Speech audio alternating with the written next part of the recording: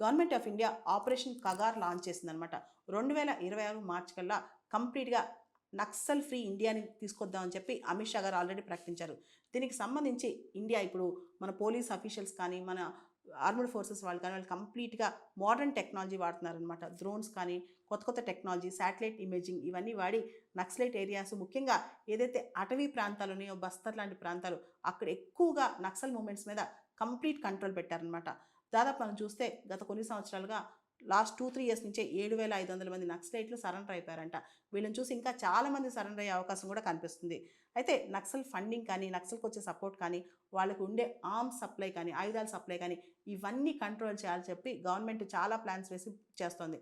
Operation Kagar అని launch చేసి కంప్లీట్‌గా వచ్చే సంవత్సరం కల్లా నక్సల్ ఫ్రీ ఇండియా.